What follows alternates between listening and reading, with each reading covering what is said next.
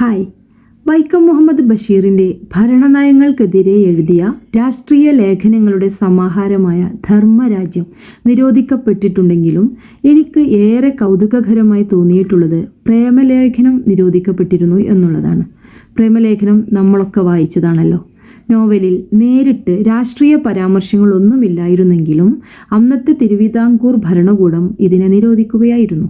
അക്കാലത്ത് നിലനിന്നിരുന്ന സ്ത്രീധന സമ്പ്രദായത്തെ പരിഹസിക്കുകയും മിശ്രവിവാഹത്തെ പ്രോത്സാഹിപ്പിക്കുകയും ചെയ്യുന്ന ആശയങ്ങൾ ഈ പുസ്തകത്തിൽ ഉൾപ്പെട്ടിരുന്നു എന്നുള്ളതാണ് അവർ കണ്ടെത്തിയത്. അക്കാലത്തെ യാഥാസ്ഥിക സാമൂഹിക വ്യവസ്ഥയിൽ മിശ്രവിവാഹത്തോടുള്ള എതിർപ്പും അതുമായി ബന്ധപ്പെട്ട സാമൂഹിക മാറ്റങ്ങളെക്കുറിച്ചുള്ള ഭയവുമാണ് ഈ നിരോധനത്തിന് പിന്നിലെ പ്രധാന കാരണമായി കണക്കാക്കപ്പെടുന്നത്. കഥക്കോ കവിതക്കോ നിലവിലെ സാമൂഹിക വ്യവസ്ഥയിൽ ഒന്നും ചെയ്യാനില്ലെന്ന് ചിന്തിക്കുന്നവർക്ക് ബഷീർ കാണിച്ചു തന്ന മാതൃകയുണ്ട്. ഓരോ നോവലും ഓരോ കഥയും അതിലെ കഥാപാത്രങ്ങളും ബഷീറിനെ സംബന്ധിച്ചിടത്തോളം അന്നത്തെ സമൂഹത്തിൻ്റെ അനാചാരങ്ങൾക്കെതിരെയുള്ള ശക്തമായ ആയുധങ്ങളായിരുന്നു.